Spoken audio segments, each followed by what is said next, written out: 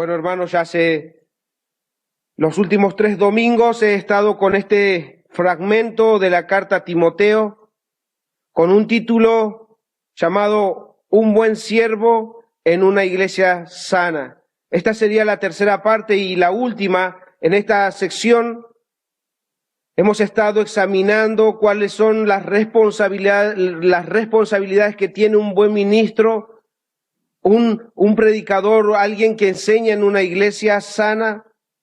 Debe poder darle a la iglesia todo el consejo de Dios, todo lo que el Señor ha enseñado, incluso sus apóstoles. Debe ser fiel en la enseñanza, debe escarbar en la enseñanza para darles a las personas, al rebaño del Señor, las palabras del buen pastor. Pero también en esto que hemos estado escudriñando los últimos domingos, que un buen siervo se encuentra en una iglesia sana, y esa iglesia sana debe responder a la palabra de Dios, debe responder después de haber escudriñado, después de haber examinado, si verdaderamente este buen siervo está trayendo la palabra de Dios, debe examinarla, y si tiene esa conclusión, si el Espíritu Santo le convence de que estas verdades son reales y son guiadas por el Espíritu Santo, la iglesia debe responder. Una iglesia sana responde. Una iglesia sana no hace oídos sordos. Una iglesia sana está atenta para poder llevar adelante la obra de Dios, para poder hacer la voluntad de Dios aquí en la tierra. Un buen siervo en una iglesia sana. Ambos, la iglesia y un buen siervo, tienen responsabilidades que cumplir. Ambos deben nutrirse de la palabra de Dios, deben nutrirse de la sana doctrina para vivir una vida de piedad. Eso hemos estado examinando los domingos anteriores. Versículo 6 dice: si esto enseñas a los hermanos, serás buen ministro de Jesucristo, nutrido con las palabras de la fe y de la buena doctrina que has seguido. O sea, no podemos cansarnos, no podemos saciarnos, no podemos decir que ya no necesitamos más aprender de la palabra de Dios o de la doctrina. Nadie puede decir que ha llegado al fin, al culmine de todo lo que podía haber aprendido. Incluso habiendo leído la Biblia una y otra vez, tenemos aún necesidad de ser formados, de renovar nuestra mente.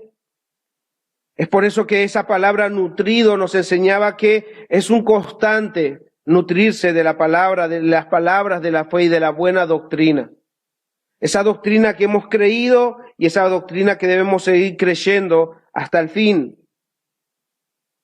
Esta sana doctrina, este evangelio que hemos oído nos ha llevado ¿a qué? Nos ha llevado al Salvador, nos ha llevado a reconciliarnos con Dios, nos hace entender que ahora somos parte de la familia de Dios, nos hace creer que todas las promesas que Dios ha dado en su palabra ahora son nuestras, nos pertenecen.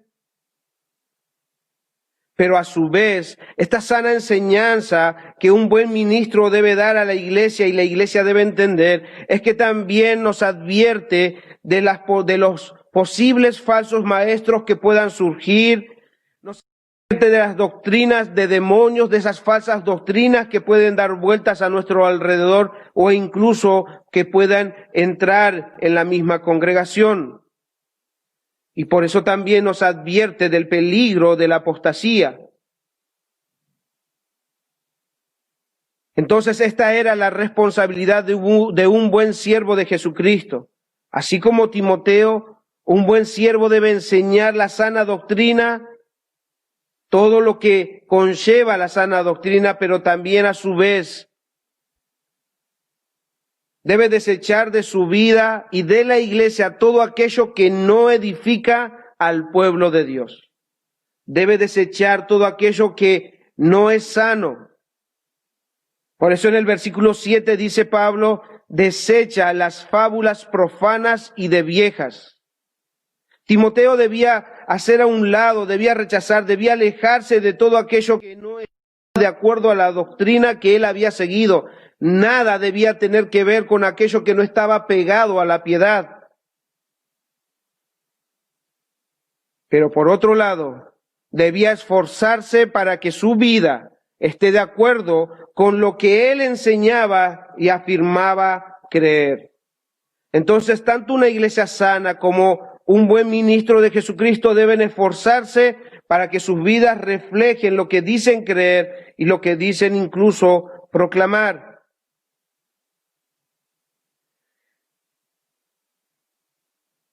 ¿Qué decía Timoteo? Le decía a Timoteo, si esto enseñas a los hermanos, serás buen ministro de Jesucristo, nutrido de las palabras, nutrido con las palabras de la fe y de la buena doctrina que has aprendido. Desecha las fábulas profanas. Voy a hacer preguntarnos a cada uno, esta instrucción que Pablo le está dando a Timoteo, ¿es solamente para Timoteo? ¿Solo los pastores o los líderes de una iglesia deberán prestar atención a esta parte de la carta? Y debo afirmarles que no. ¿Por qué digo que no? Si ustedes van al versículo 11, Pablo le dice a Timoteo, esto manda y enseña. O sea que después de darle todas las instrucciones para que él tenga cuidado de sí mismo, para que él pueda edificarse y nutrirse, de la misma forma ahora Timoteo debía mandar y enseñar a los hermanos. Esto manda y enseña. Entonces esto deja claro que no solo Timoteo debía aprender, sino que la iglesia en general debía responder a esta instrucción. Esta instrucción, la respuesta a esta instrucción no es una opción para el creyente, para una iglesia sana. Es un mandato. Esto manda a los hermanos. Antes le dijo, si esto enseñas a los hermanos, ahora le está diciendo, esto manda a los hermanos. Esto manda y enseña a los hermanos. Entonces, lo que vamos a aprender en esta mañana es un mandato de Dios. Es algo que Dios ha guiado a escribir al apóstol Pablo para que una iglesia, para que el creyente pueda vivir una vida de piedad. El domingo pasado terminábamos con esas palabras que decía, desecha las fábulas profanas, ejercítate para la piedad. Hoy vamos a tocar 4 puntos y el primero es un buen siervo y una iglesia sana se ejercitan para la piedad. Pablo dice, ejercítate para la piedad. El domingo pasado dije que la palabra ejercítate puede ser traducido desde el original como gimnasio. Timoteo debía ir al gimnasio espiritual. Timoteo, le está diciendo Pablo, Timoteo, debes entrenarte, debes disciplinarte para la piedad. Es por eso que la Biblia de las Américas, en vez de ejercitarte, lo traduce como más bien, disciplínate a ti mismo para la piedad. Y como dije, esta instrucción no es solamente para Timoteo. Esto manda y enseña también a los hermanos. Ejercítate para la piedad.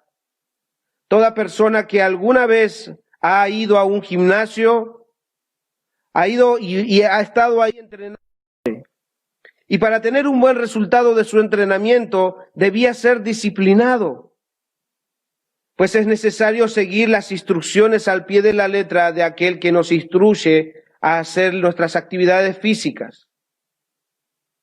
Entonces lo que Pablo le está diciendo, debes disciplinarte para la piedad.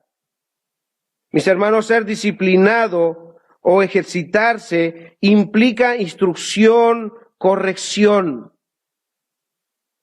El que se ha unido a Cristo se encuentra en un entrenamiento que mejora, moldea, fortalece y perfecciona su carácter y lo lleva a ser semejante a su Salvador. ¿Estás en Cristo? Entonces estás unido a Él. Entonces te encuentras en un entrenamiento que mejora, moldea, fortalece y perfecciona tu carácter y te lleva a ser semejante a tu Salvador. Eso se escucha bien. ¿Qué hombre o qué mujer no desea tener el carácter de Cristo? Creo que todos anhelamos eso, todos queremos tener de alguna manera el carácter de Cristo. Pero para que esto ocurra necesitamos un cambio. Ningún atleta, mis hermanos, ningún atleta, ni en el pasado ni en el presente, puede seguir en una vida normal como los demás si su objetivo es ganar. Nadie, ningún atleta. Porque si bien el domingo pasado les hablé acerca del ejercicio de los griegos, debemos entender de nuestro contexto mismo, si tienen alguno que participa de algún tipo de gimnasia, de atletismo, ustedes pregúntenle si pueden seguir, si ellos son unos competidores, si pueden seguir la misma rutina, la misma vida que los demás. No. Ellos deben de alguna manera deshacerse de las cosas que les pueden perjudicar. Es por eso que yo les decía que para poder ser un buen ministro, una buena iglesia y ejercitarse para la piedad, primero necesita un cambio. Si los cristianos quieren ejercitarse para la piedad, o mejor dicho que si queremos nosotros hacer visible el misterio de la piedad de nuestras vidas, debe haber un cambio. Debemos cambiar. Mis hermanos, todas las cartas de la Biblia hablan que los creyentes debemos cambiar.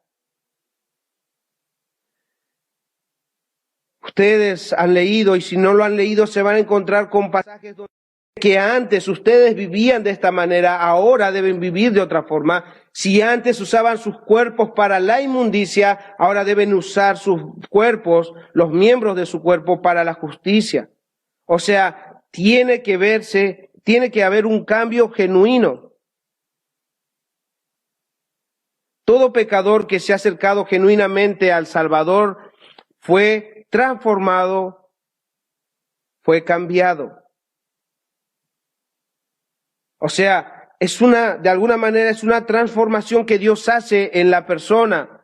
Cuando un pecador se convierte al cristianismo, la Biblia dice que es una nueva criatura, tiene un nuevo corazón, ha recibido toda la bendición espiritual y por esta razón debe aprender a vivir ahora en novedad de vida.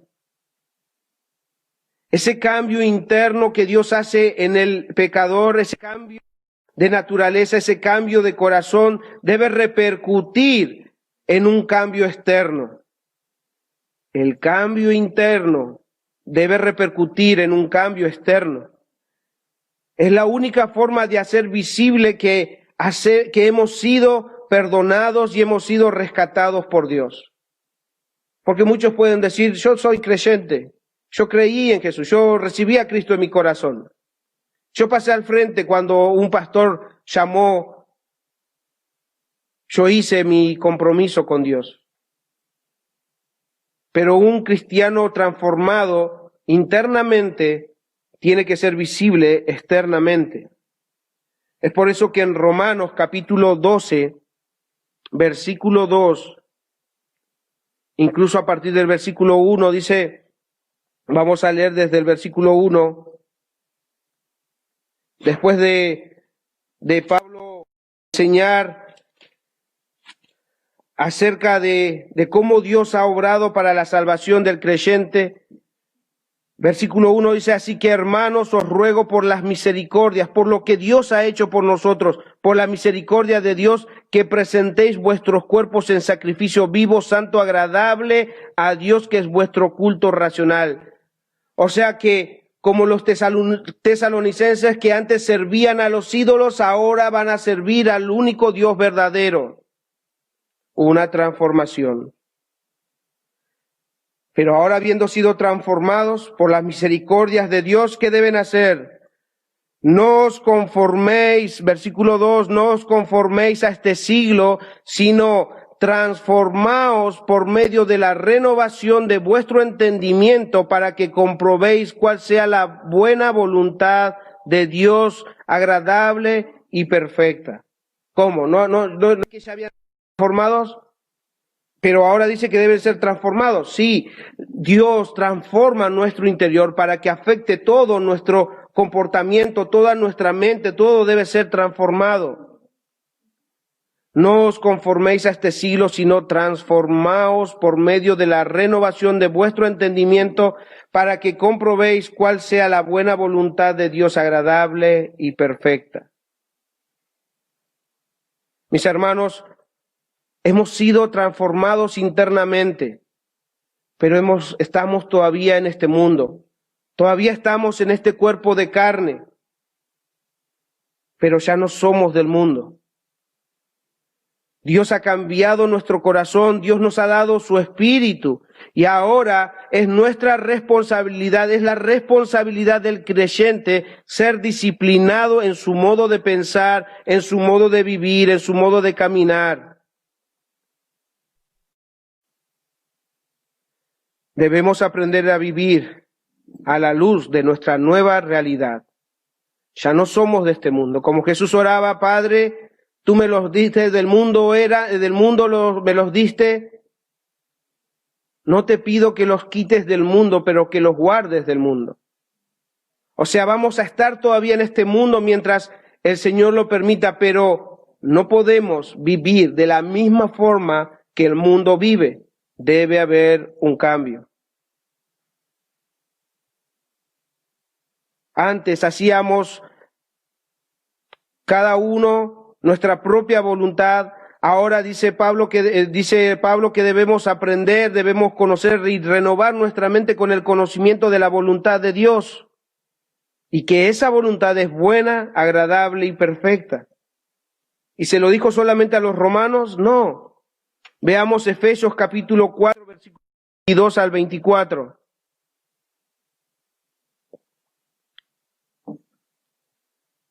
Hablándoles a una iglesia sana, hablándole a hermanos, dice, en cuanto a la pasada manera de vivir, despojaos del viejo hombre que está viciado conforme a los deseos engañosos.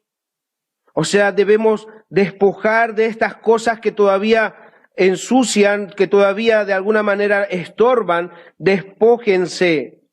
Como lo decía, un atleta debe aprender a despojarse si quiere ganar. Debe aprender a dejar algunas cosas con el objetivo de ganar un premio. Entonces Pablo está diciendo en otras palabras, ejercítate. ¿Y cómo me ejercito para la piedad? Despojándote del viejo hombre que está viciado conforme a los deseos engañosos.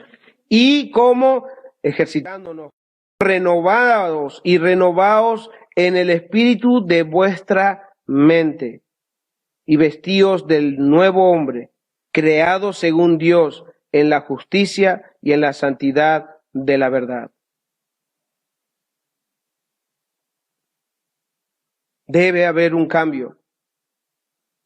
No podemos los creyentes vivir de la misma forma que los incrédulos. No hay forma que nosotros estemos en los mismos afanes, en las mismas angustias. En Mateo 6 dice que nadie de nosotros debe estar afanado por las cosas del mundo. El Señor tiene cuidado de todo y aclara y dice que solamente los que no confían en Dios, los que no creen en Dios, se afanan por las cosas. Pero puede haber algunos que les gusta escuchar que deben cambiar. A veces entender que necesitamos un cambio nos cuesta entenderlo, porque podemos pensar que así como estamos o así como estás, así estás bien porque te sientes bien así. Otros pueden decir que, bueno, desde que voy a la iglesia ya dentro de todo me ordené, ya no hago tantas cosas malas, no le hago mal a nadie. Incluso aquellos que les cuesta cambiar, aquellos que todavía están luchando con el cambio, a veces se conforman con estas palabras. Lo que pasa que fui siempre así. No, antes eras así. pero Dios te ha hecho nuevo. Entonces ya no sos más lo que eras antes. Incluso otros se excusan y piensan que esto ya es de familia. Es más, parece que lo heredé de mis padres. Es por eso que no puedo cambiar. Entonces estamos diciendo que que Dios no nos ha hecho nuevas personas. Que incluso si antes heredábamos cosas de nuestros padres, ahora tenemos un Padre celestial. Él es ahora nuestra identidad. Pero independientemente a cuál sea tus pensamientos, mi hermano, si eres creyente, Dios te salvó para cambiarte. En el cristianismo no hay lugar para los libres pensadores, para los individualistas o generadores de nuevas formas de vivir o ser un creyente que vive a su manera. En el cristianismo no hay lugar para pensadores libres. No hay lugar para individualistas o aquellos que piensan que pueden generar un nuevo estilo de vida.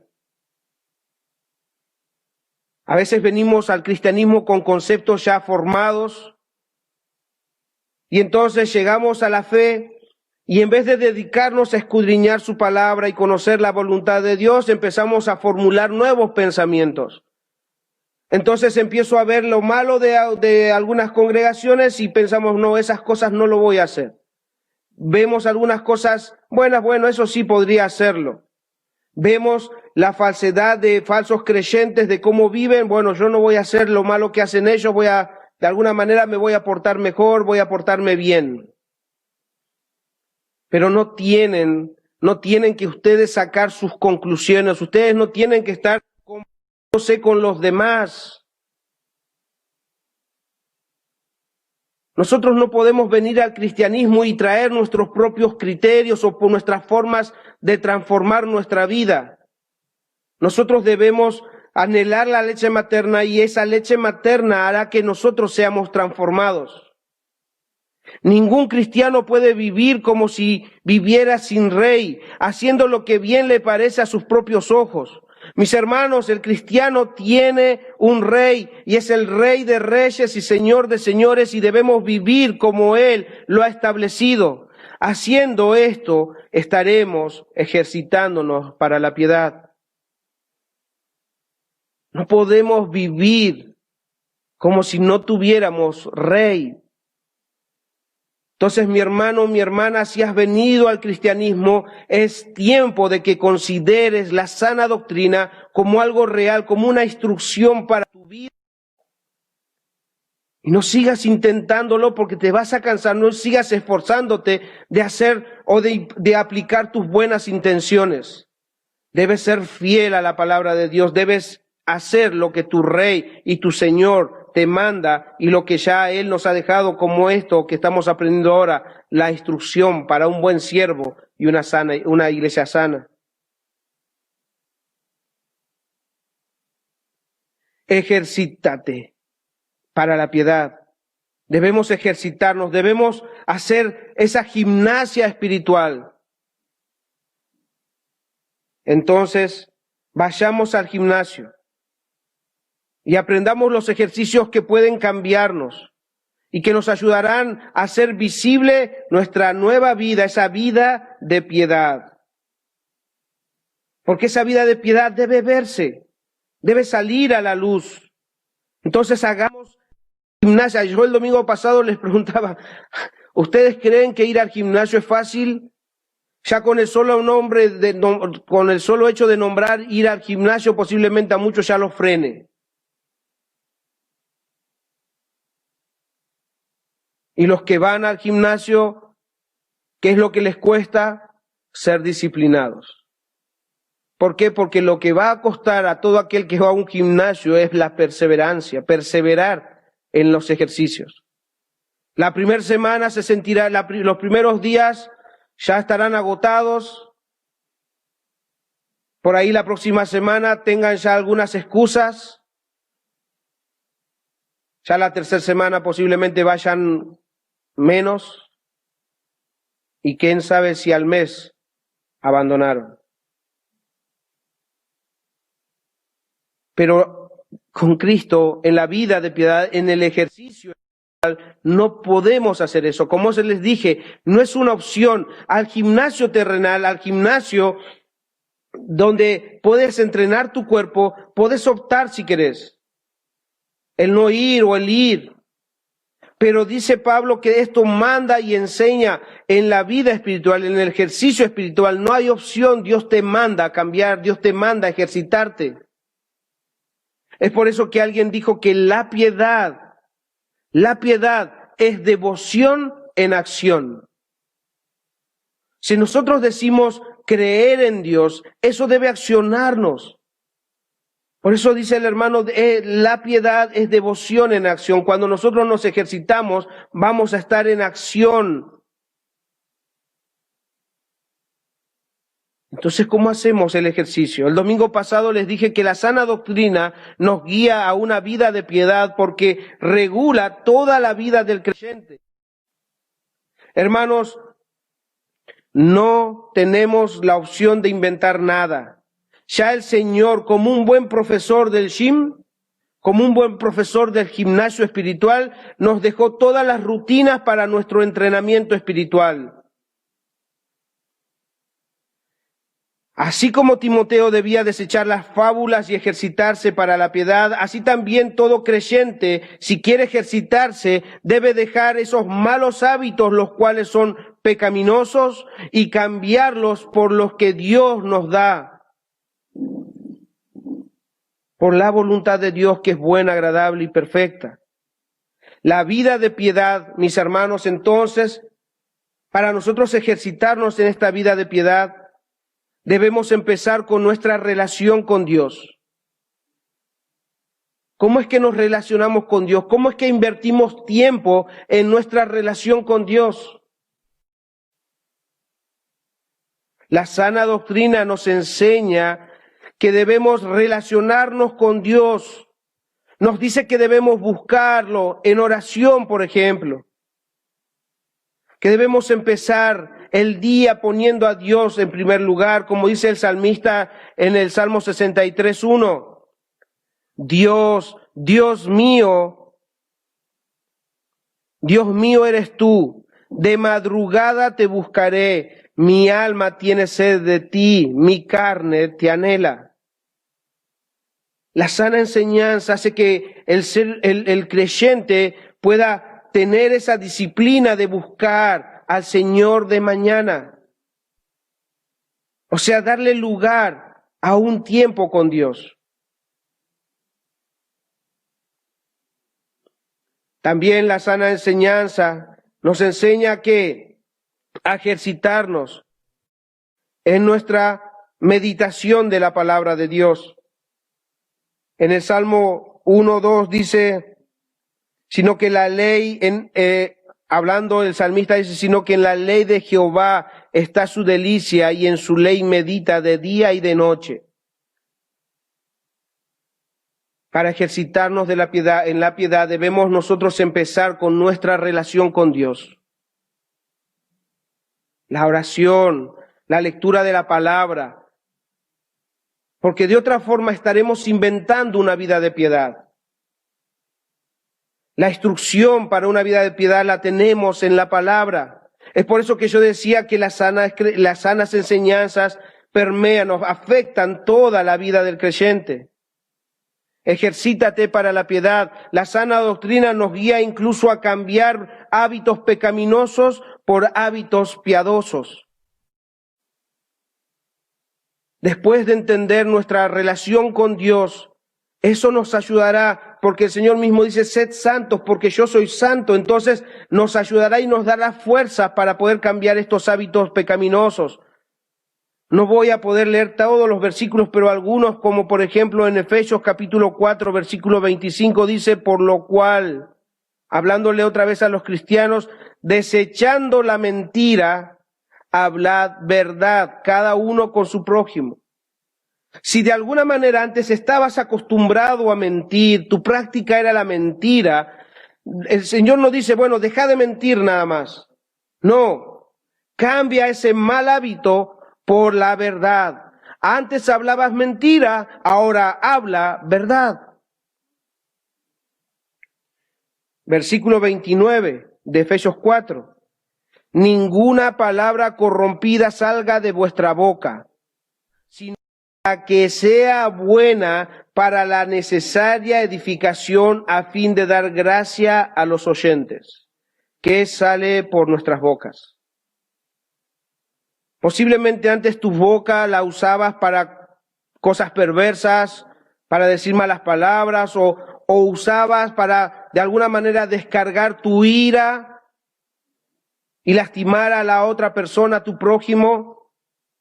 Pero ¿qué ahora? Debes ejercitarte a que de tu boca no salga basura. Debes frenar tu boca y que de tu boca solamente salga buena palabra, aquello que edifica y aquello que va a dar gracia a tus oyentes. Debemos dejar de hacer una cosa, pero transformarlo y llevarlo a otra. Mis hermanos, el cristianismo no es solo dejar de hacer lo malo delante de Dios. Eso está bien, lo debemos dejar de hacer.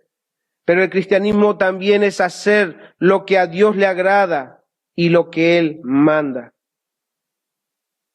El cristianismo no solo es dejar de hacer lo malo, sino que también hacer lo que a Dios le agrada. Romanos 12:9. El amor sea sin fingimiento.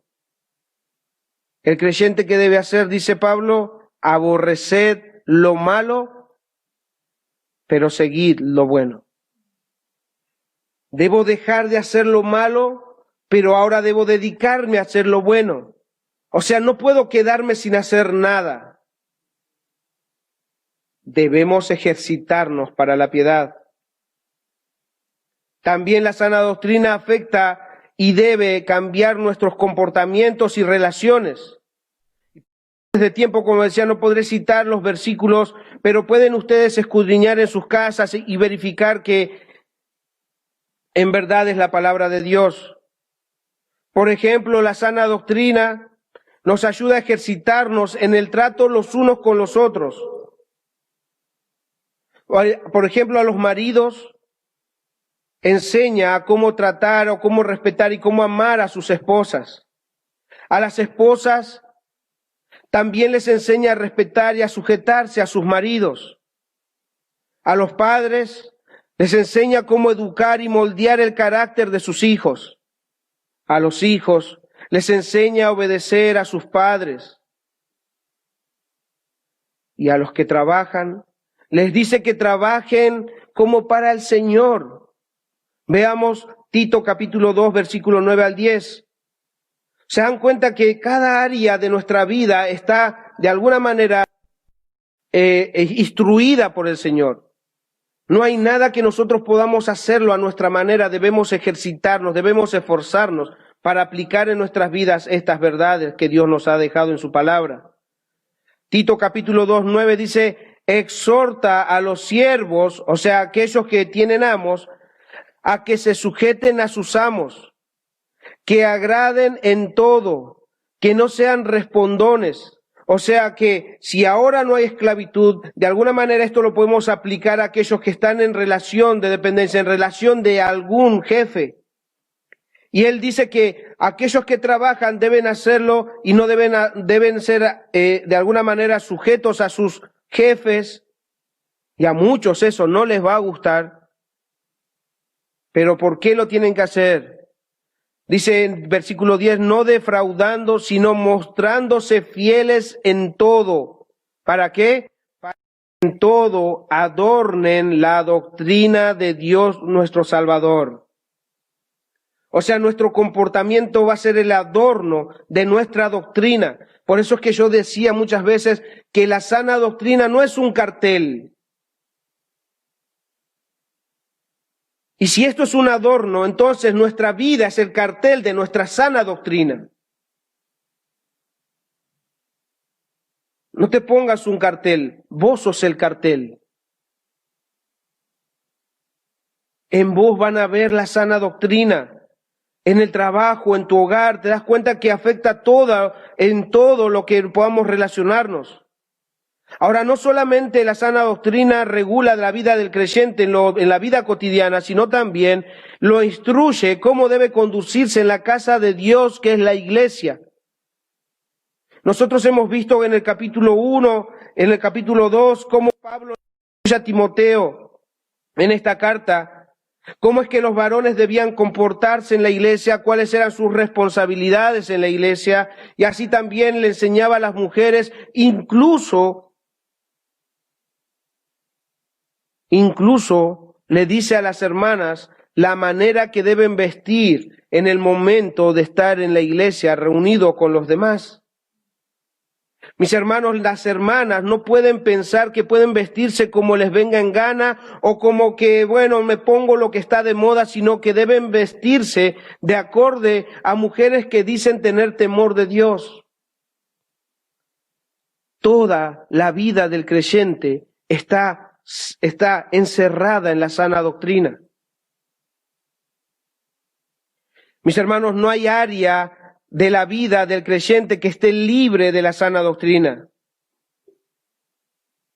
Todo, como venimos viendo, no tengo tiempo, estaría todo el día, podríamos estar todo el día, por eso les decía, escudriñen en sus casas, como les mandé a hacer lo de Tito 2, escudriñen, ustedes van a ver que constantemente las instrucciones a iglesias, las instrucciones a los hermanos, era mostrar o exigir de alguna manera o mandar a los hermanos que vivan de una manera distinta al mundo. Debían cambiar su manera de pensar, su manera de vivir, debían reflejar lo que ellos decían creer. Todas las áreas de la vida.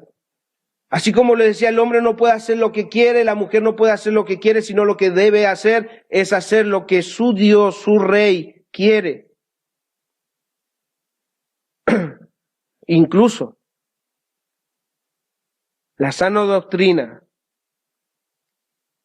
afecta incluso tu dinero. La sana doctrina regula el uso de tu dinero. O sea, te das cuenta que toda área será de alguna manera instruida para que vos te ejercites en la piedad. Primera de Timoteo capítulo 6.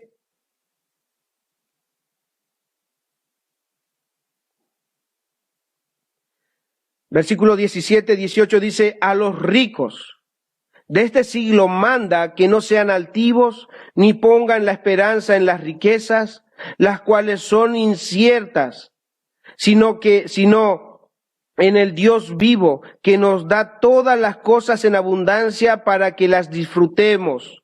O sea, Dios puede de alguna manera rescatar a personas adineradas. Dios puede incluso beneficiar a hermanos para que tengan en abundancia. Pero ¿qué es lo que le está diciendo? Hermano Timoteo, dile a los hermanos que no pongan su esperanza en las riquezas, que sepan controlar lo que tienen, que sepan que todo esto viene de Dios y eso no debe controlar sus vidas. Y entonces, ¿qué tienen que hacer? Versículo 18, que hagan bien, que sean ricos en buenas obras, dadivosos, generosos.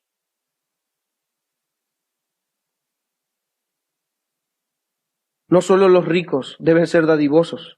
El Señor dice que conforme a lo que disponamos en el corazón debemos dar, según los haya prosperado nuestro Dios. El hermano va a hablar de dinero, seguramente nos va a pedir dinero. Sé que muchos pueden pensar, pero es mi plata y yo me lo he ganado con mi esfuerzo. Mi hermano, en el momento que creíste en el Señor Jesucristo, nada es tuyo, todo es de Él y es para Él. Tus riquezas, tu dinero, todo le pertenece a Él porque todo viene de Él. Lo que tienes, lo tienes por la gracia y misericordia de tu Dios. Vos le perteneces a Dios y lo que tienes también le pertenece a Él. Entonces dice que los ricos, incluso los que tienen la posibilidad, deben ser dadivosos. Y esto también, de alguna manera, me hacía meditar en nuestro contexto. Mis hermanos, ustedes saben que nosotros somos una congregación donde de alguna manera no hacemos vamos a levantar las ofrendas. No somos aquellas que por ahí están pidiendo que siembren, que de alguna manera hagan un trueque con Dios. Pero eso no quiere decir, si nosotros no hacemos tal cosa, no quiere decir que no debamos ser dadivosos. Es totalmente lo contrario. O sea, un corazón piadoso, un corazón que está en línea con el Señor, sabe que sus pertenencias le pertenecen a Él, y dice la Biblia que conforme a lo que dispusieron en su corazón, den. O sea, la opción nunca es no dar, pero tener los motivos correctos para dar. Pero Dios controla tu comportamiento afuera, tu comportamiento en la iglesia, tu vida de piedad, tus malos hábitos, incluso tu dinero, incluso tu vestimenta. Todo es controlado por la sana doctrina. Y por eso es que debemos ejercitarnos para la piedad. Lo segundo que vamos a ver es que un buen siervo y una iglesia sana se esfuerzan. ¿Por qué traigo esto? En alusión, toda rutina en el gimnasio requiere de esfuerzo. Así también es para los que se ejercitan para la piedad. Mis hermanos, todo lo que vimos anteriormente, todo lo que vine haciendo hasta ahora acerca de diciendo de la sana doctrina, es bueno y verdadero. Pero ¿saben qué, mis hermanos? Hacerlo nos va a llevar tiempo. Necesitamos de dominio propio, necesitamos de paciencia, esfuerzo y constancia. No será fácil, porque vivimos en un tiempo de donde podemos escuchar en todos lados: usted lo pide, usted lo tiene. No es fácil. Piensen cuando la palabra del Señor dice que al que robaba ya no hurte más, sino que trabaje con sus manos. No solamente para él, sino también para ayudar. Piensen en esto. Yo cuando meditaba en la semana decía, un ladrón puede hacer de mi quincena o de mi sueldo mensual en un minuto lo que a mí me llevó 30 días de trabajo. ¿Qué es más fácil? Robar. ¿Qué cuesta trabajo? ¿Qué cuesta esfuerzo?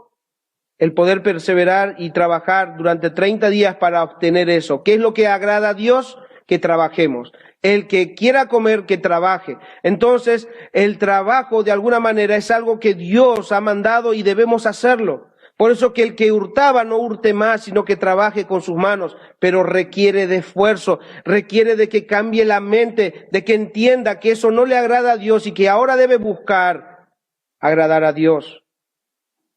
No es fácil. Por eso es que vivimos en ese tiempo donde usted lo pide, usted lo tiene. Usted incluso puede tener todo desde su casa. No es necesario ni que salga de su casa. Todo lo que quieras, mis hermanos, todo lo que quieran puede venir a su domicilio y con envío gratis. Aunque no lo digamos, la mayoría de nosotros nos gusta lo que es más fácil, lo que no nos cuesta. Y si nos cuesta mucho, hasta mejor lo dejamos. Y si tenemos que esperar, ni hablemos, mucho menos. Lo queremos ya. Nos cuesta esperar, nos cuesta esforzarnos para conseguirlo. Es por eso que el cristiano no puede simplemente desear o pedir a Dios, así como pedimos una pizza por teléfono. No podemos decirle al Señor, Señor, para entrenarme a la piedad, ya sé, ahora estoy entendiendo lo que el hermano Alejandro está diciendo, así que a partir de hoy no me enojo más, porque sé que la ira, el enojo es malo y está en contra de tu voluntad. A partir de hoy no me enojo más. Y el que estaba acostumbrado a mentir va a decir, bueno, a partir de hoy no miento más. No funciona así. Obviamente necesitas tener determinación, pero necesitas esforzarse para que eso se haga realidad. Porque en la primera prueba, lo primero que vas a hacer es reaccionar en ira. Y debes cambiar eso para que de tu boca salga todo lo que sea bueno. En el momento de querer resguardar tu reputación o resguardar tus hechos malos, vas a querer mentir, porque estabas acostumbrado a hacerlo. Pero ahora debes esforzarte para poder decir la verdad, a pesar de que tu imagen pueda ser vista mal. Un hermano dice, no deseamos nada que nos cueste trabajo. ¿Se dan cuenta, mis hermanos? No deseamos nada que nos cueste trabajo, pero el cristiano debe esforzarse. Debe esforzarse para vivir una vida de piedad, aunque vivir una vida de piedad le cueste. Se esfuerza, aunque reciba cachetazos, debe vivir una vida de piedad. Segunda de Timoteo, capítulo 3:12 dice, y también todos los que quieran vivir piadosamente en Cristo Jesús padecerán persecución. O sea, yo les estoy diciendo, mis hermanos, debemos aprender a vivir piadosamente, pero en la letra chica estoy diciéndoles, van a sufrir persecución. Entonces mejor no. Mejor sigo así como estoy nomás, porque esto me va a llevar mucho esfuerzo. Es necesario, mis hermanos, debemos vivir piadosamente. ¿Por qué? Porque es necesario hacerlo. No nos van a perseguir, mis hermanos, ni siquiera se van a burlar de nosotros porque lean la Biblia en sus casas u oren en sus casas. Pero cuando empiecen a tener vidas piadosas en su vida cotidiana, que va en contra de la corriente, cuando entres con personas que aborrecen el mundo, aborrecen las cosas de Dios y quieran llevarte por el mal camino, cuando te pongas en contra de ellos te aborrecerán por ser un seguidor de Cristo, por querer vivir piadosamente. Pero si debes recibir la cachetada por ser creyente y por vivir una vida piadosa, recíbela. Es necesario.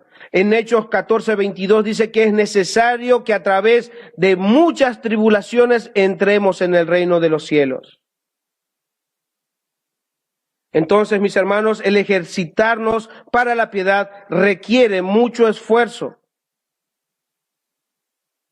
Y mientras meditaba en esto del esfuerzo, de lo que nos puede costar una vida de piedad, el esfuerzo, la fatiga, el cansancio que nos puede dar, para no evitar esto, el Señor puso en mi mente algo que David dijo cuando él tuvo que ofrecerle algo a Dios. Que esto se quede grabado en el momento de ejercitarse para la piedad, porque se van a cansar, porque se van a fatigar, porque de alguna manera les va a requerir esfuerzo, pero deben seguir haciéndolo. Es un mandato del Señor. Y que esto nos ayude a hacerlo. David, cuando él tenía que ofrecer algo a Dios, dijo esto: yo no le ofreceré nada a Dios que no me cueste. David no le ofrecería nada a Dios que no le cueste. La historia es que un hombre que él quería vender le dice, no, toma, haz lo que tengas que hacer para Dios. No, yo te lo voy a pagar, porque no voy a hacer nada para mi Dios, no voy a ofrecer nada a mi Dios que no me cueste. Entonces, que nuestras vidas sean ese aroma agradable a nuestro Dios. Que nuestras vidas, que nos cueste a nuestro Dios.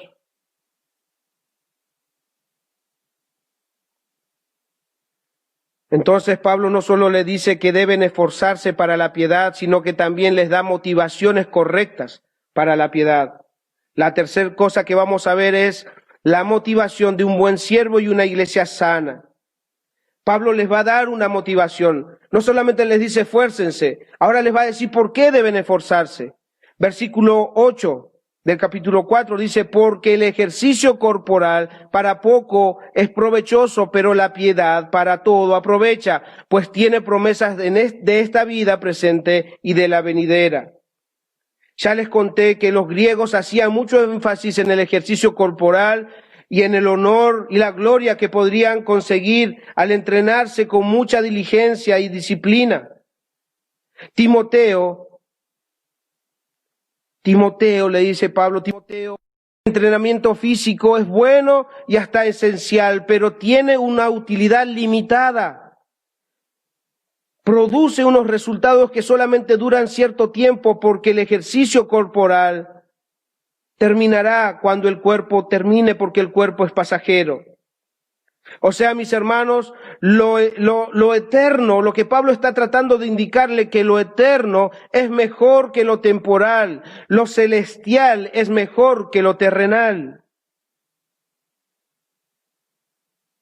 Las bendiciones que proceden de un ejercicio físico, por más grande que sea, un hermano dice esto, ¿no? Las bendiciones que procede del ejercicio físico, por grande que sea, es definitivamente inferior a la recompensa que promete la vida piadosa. O sea, yo creo que en esto estamos de acuerdo. Yo creo que estamos todos de acuerdo en que mejor es lo celestial que lo terrenal. Es mejor estar mirando las cosas del cielo que las cosas de la tierra. En eso estamos de acuerdo. En la teoría estamos de acuerdo. ¿Por qué digo en la teoría? Porque meditando en esto y examinando la vida de alguna manera bíblica, nos encontramos con personas que son más comprometidas con lo terrenal que con lo celestial. ¿Cuántos de nosotros nos comprometemos más con las cosas terrenales, con personas terrenales, que con la persona de nuestro Dios? Nos preocupan más lo que puedan pensar los demás, nuestros jefes en nuestros trabajos, que lo que nuestro Padre Celestial pueda pensar de nosotros. ¿Por qué muchas veces buscamos incluso los beneficios temporales que los beneficios eternos? Hermanos, yo he meditado mucho en esta semana con respecto a esto. Y el Señor me exhortó en cuanto a mi diligencia, a mis tiempos con Dios. Algo que me hacía recordar es cuando nosotros estuvimos en Bolivia. ¿Saben a qué hora me levantaba para ir de compras, para poder de alguna manera abastecer el kiosco en el cual nos estábamos solventando? A las 5 de la mañana. A las 5 de la mañana me levantaba, obviamente un ratito antes, para poder llegar bien y poder encontrar lo que necesitábamos para el kiosco. Pero ¿saben qué, mis hermanos? Pasó un tiempo y ahora me cuesta horrores, me cuesta mucho poder levantarme 1 hora o 2 horas antes de ir al trabajo para poder tener mi tiempo con Dios.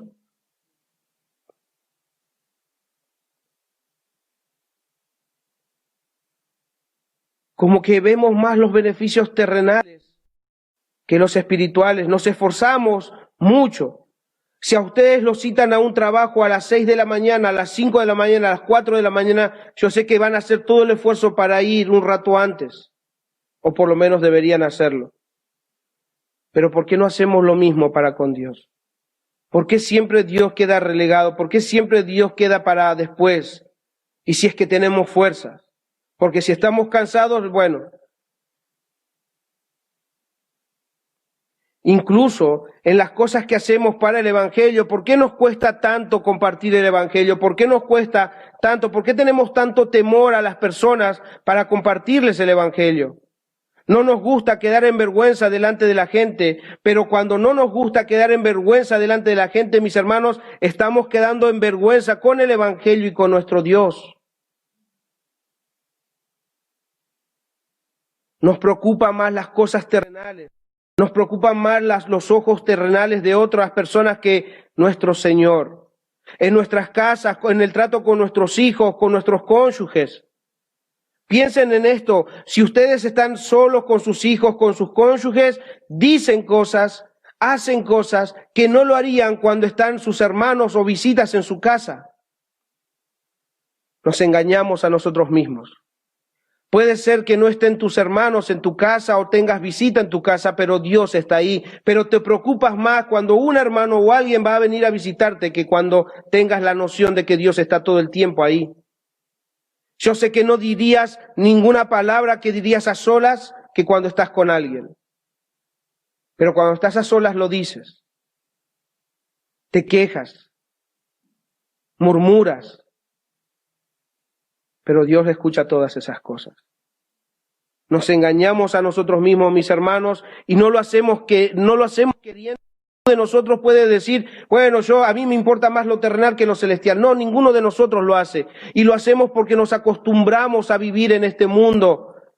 Venimos de este mundo, por eso debemos cambiar nuestro entendimiento. Debemos ver las cosas celestiales con los ojos celestiales y no con los terrenales. Por eso es que debemos salir de este molde, debemos despojarnos de todo peso de pecado que nos arrastra a la inmundicia. Debemos arrepentirnos una y otra vez de nuestros pecados. Es por eso que debemos cambiar nuestras motivaciones. Ocuparse en lo celestial es mejor que lo terrenal.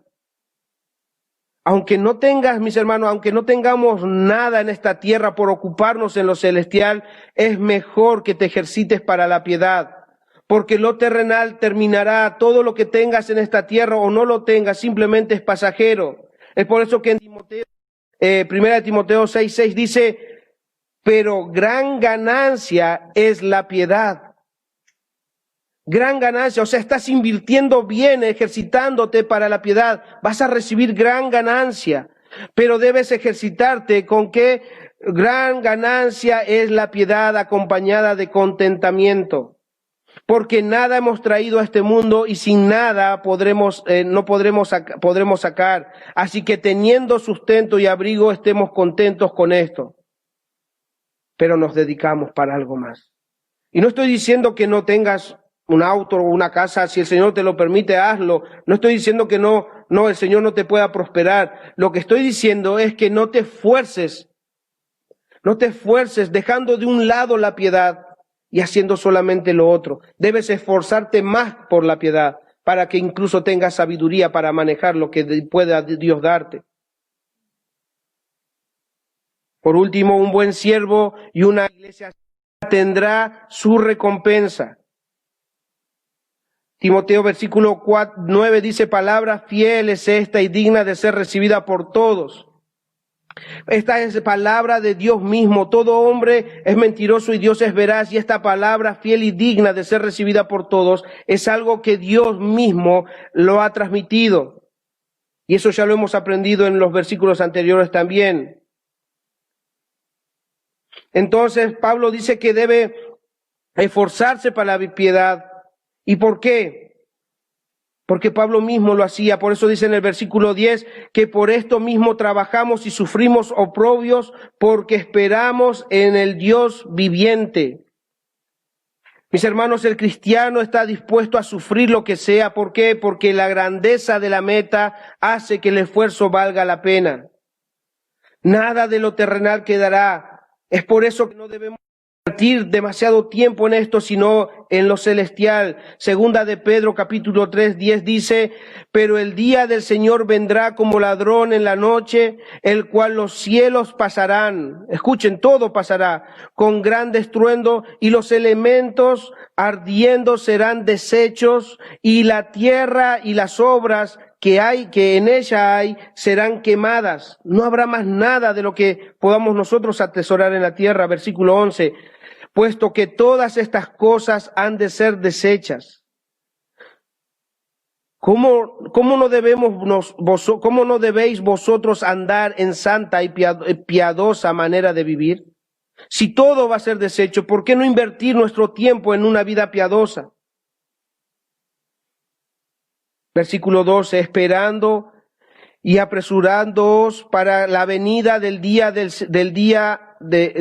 Dios, en el cual los cielos serán deshechos y los elementos siendo quemados se fundirán, pero nosotros esperamos según sus promesas cielos nuevos y tierra nueva en los cuales mora la justicia.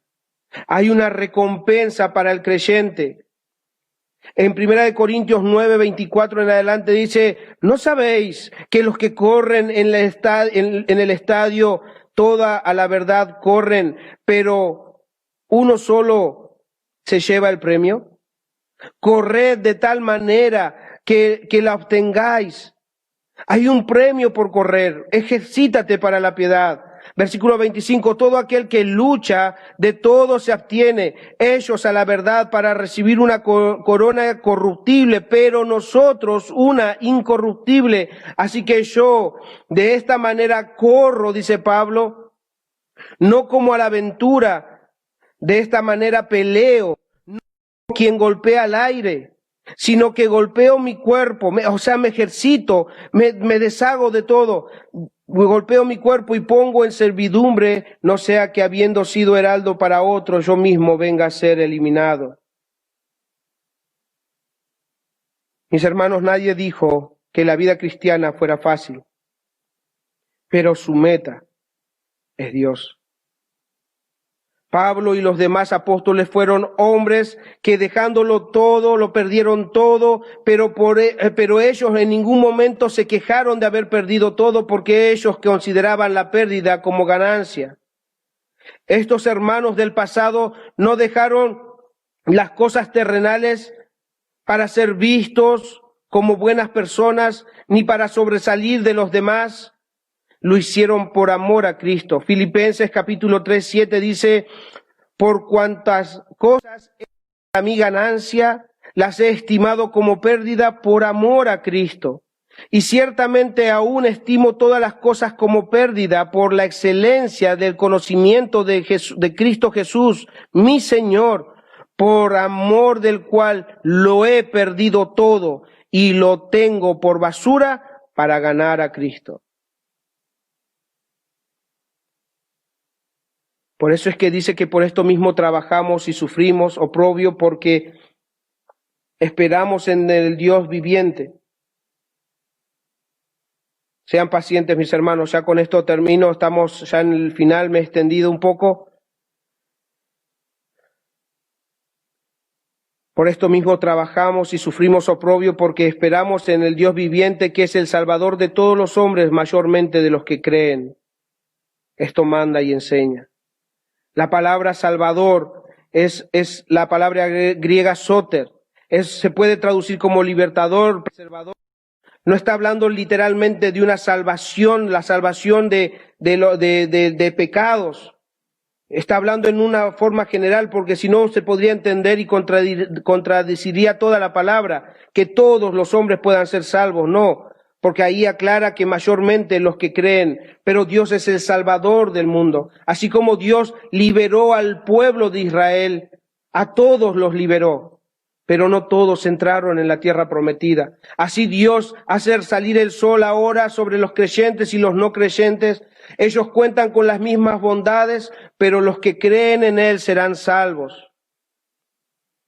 Entonces, con esto debo decirte, mi amigo, mi amiga, que de alguna manera vos todos los días recibes beneficios de Dios. La vida que tienes es un beneficio que Dios te da. El sol que te alumbra, el frío, la lluvia son beneficios que Dios te da. Pero si crees en Él solamente podrás ser salvo. Debes creer en Él, debes venir a Él con sentimiento y fe.